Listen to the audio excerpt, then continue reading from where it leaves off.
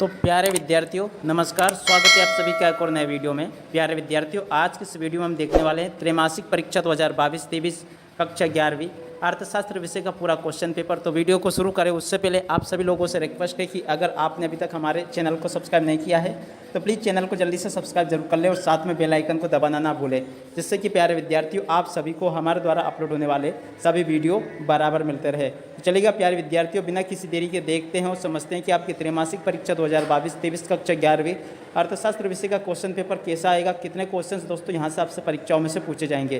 तो चलिए अब आगे बढ़ते हैं, देखते हैं और समझते हैं कि आपका पेपर कैसा होगा।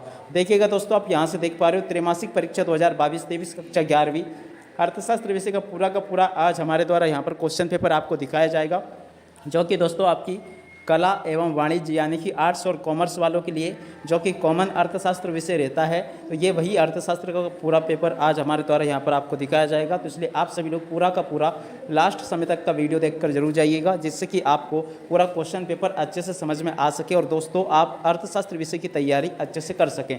तो चलिएगा दोस्तों, बिना किसी देरी के देखते हैं और समझते हैं कि आपका पेपर कैसा होगा और कितने क्वेश्चन से दोस्तों यहाँ से आपसे परीक्षाओं में से पूछे जाएंगे। तो देखिएगा दोस्तों, आप यहाँ पर देख पा रहे हो पूर्णांक जो होगा आपका पेपर का वो 80 अंक का होगा और समय मिलेगा दोस्तों आपको 3 घंटे का। 3 घंटे का समय मिलेगा दोस्तों। आगे आप यहाँ पे देख पा रहे हो त्रैमासिक परीक्षा 2022-23 कक्षा 11वीं और अर्थशास्त्र विषय का पूरा क्वेश्चन पेपर आज हमारे द्वारा यहाँ पर आपको दिखाया जाएगा। तो इसलिए आप दोस्तों पूरा वीडियो को धैर्यपूर्वक आखिरी समय तक जरूर देखिए, तभी जाके आपको पूरा क्वेश्चन पेपर अच्छे से समझ में आएगा। चलिएगा दोस्तों, अब आगे बढ़ते हैं, देखते हैं और समझते हैं कि आपका पेपर कैसा होगा, क्या कुछ उसमें से पूछा जाएगा, किस आधार पर दोस्तों आप तैयारी करके अर्थशास्त्र विषय में अच्छे नंबर ला सकते हो। तो चलिएगा अब आगे बढ़ते हैं, देखते हैं और समझते हैं कि आपका पेपर कैसा होगा। तो देखिएगा दोस्तों, आप यहाँ से देख पा रहे हो, ये रहा आपका क्वेश्चन नंबर 1। क्वेश्चन नंबर 1 में आपसे सही विकल्प पूछे जाएंगे, जिनकी संख्या दोस्तों आपकी 1 गुणा 6 अंक में आपसे ये पूछे जाएंगे। तो चलिएगा दोस्तों, अब आगे बढ़ते हैं, देखते और समझते हैं कि आपका अर्थशास्त्र का पेपर कैसा होगा, कितने क्वेश्चंस दोस्तों आपसे पूछे जाएंगे और किस आधार पर दोस्तों आप तैयारी करके परीक्षाएं दे सकते हो। तो देखिएगा, पहले नंबर का जो क्वेश्चन लिखा है, जनगणना द्वितीयक समंकों का स्रोत है। देखिएगा, द्वितीयक समंकों का स्रोत क्या है ये आपको देख लेना है और इसको समझ भी लेना है। तो देखिएगा, आप यहाँ से इसको देख पा रहे हो, द्वितीयक समंकों का स्रोत क्या होगा, तो इसका राइट आंसर आ जाएगा ये सभी। और उसी के अलावा अगला क्वेश्चन यहाँ पे लिखा है, कपड़ों के औसत आकार के लिए उपयुक्त है। देखिएगा दोस्तों, क्वेश्चन नंबर 2 जो लिखा है, इसका राइट आंसर आपका आ जाएगा बहुलक। बहुलक इसका राइट आंसर होगा। और उसी के अलावा अगला क्वेश्चन यहाँ पे लिखा है, से संबंध गुणांक सदैव होते हैं। देखिएगा, फर्स्ट नंबर का जो क्वेश्चन लिखा है, इसका राइट आंसर भी आपका सा वाला हो जाएगा, -1 और +1 के बीच में होते हैं, तो आप इसके ऊपर लिख लीजिएगा।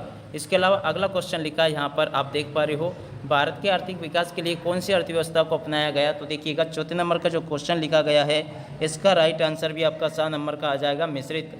और उसी के अलावा अगला क्वेश्चन लिखा है, सामाजिक संरचना का घटक ये। देखिएगा, 5वें नंबर का जो क्वेश्चन लिखा है, सामाजिक संरचना का घटक क्या है दोस्तों आपको बताना है। तो देखिएगा, आप यहाँ से इसको देख पा रहे हो, इसका राइट आंसर भी आपका ड नंबर का आ जाएगा, ये सभी। और उसके अलावा अगला क्वेश्चन, चीन गणराज्य की स्थापना हुई थी। देखिएगा, 6ठे नंबर का क्वेश्चन लिखा है, तो इसका राइट आंसर आपका आ वाला आ जाएगा 1900। देखिएगा, चीन गणराज्य की स्थापना हुई थी। देखिएगा, 6ठे नंबर का जो क्वेश्चन दिया गया है, इसका राइट आंसर क्या हो जाएगा, चीन गणराज्य की स्थापना हुई थी। तो इसका राइट आंसर आपको दोस्तों ये लगा लेना, 1947। इसके अलावा अगला क्वेश्चन लिखा है, एक वचन में सांख्यिकी का अर्थ से होता है। देखिएगा दोस्तों, एक वचन में सांख्यिकी का अर्थ किससे होता है, तो इसमें आपको लिख लेना विधिया। एक वचन में सांख्यिकी का अर्थ किससे होता है, विधिया से होता है। इसके अलावा अगला लिखा है, वास्तविक माध्य के लिए विचलनों का जोड़ होता है। देखिएगा, दूसरे नंबर का क्वेश्चन दिया गया है, विचलनों का योग क्या होता है, इसमें आपको लिख लेना 0।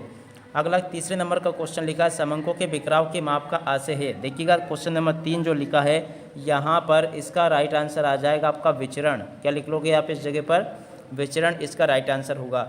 अगला चौथे नंबर का क्वेश्चन लिखा है, निर्देशांक 1 की माप है। तो देखिएगा, चौथे नंबर का जो क्वेश्चन लिखा है, यहाँ पर आपको चौथे नंबर के क्वेश्चन में लिख लेना संख्यात्मक। निर्देशांक 1 किस प्रकार की माप है, संख्यात्मक, आपको यहाँ से लिख लेना है।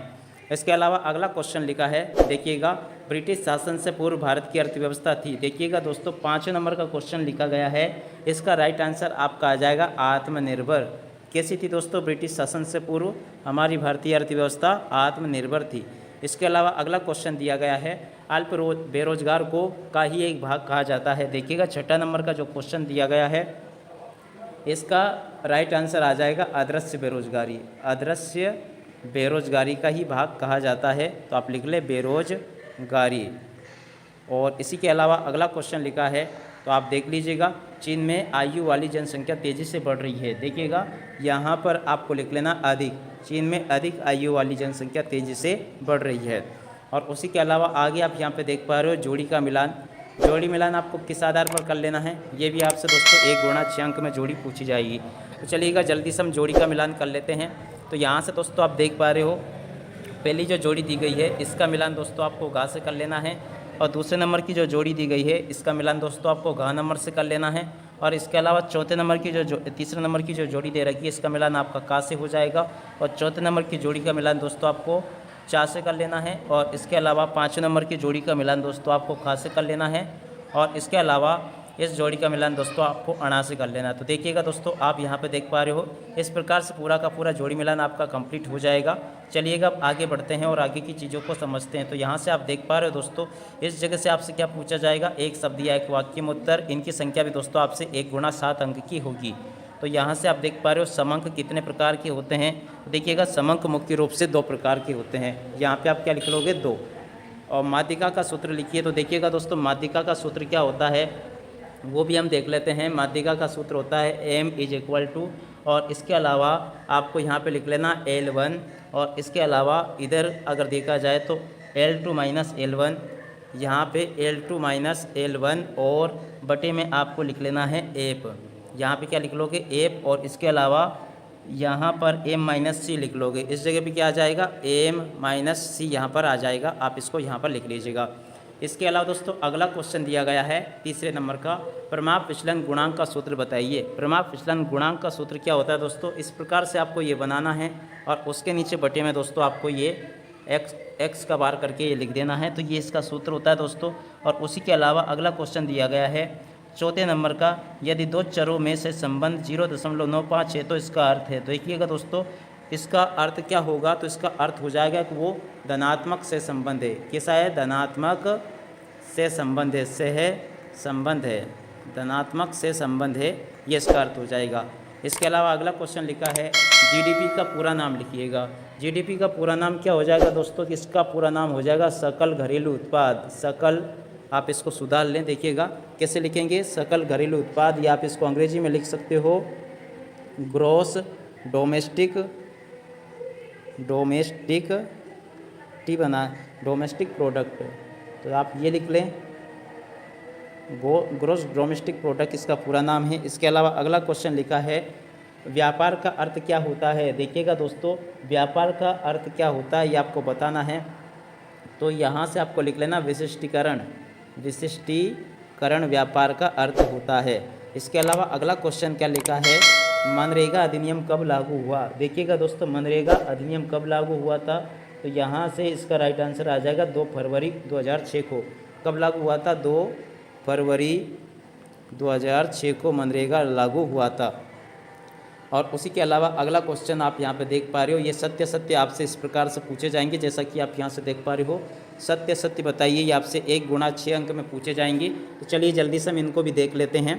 पहला वाला दिया गया है माध्यिका की स्थिति संबंधी माध्य भी कहते हैं। देखिएगा दोस्तों फर्स्ट नंबर का जो दिया गया है ये पूरी तरह से आपका सत्य हो जाएगा। और इसके अलावा दूसरे नंबर का जो क्वेश्चन लिखा है निर्देशांक आर्थिक बैरोमीटर कहलाते हैं, ये भी पूरी तरह से सही है, यानी कि ये वाला भी सही है, ये वाला भी सही है।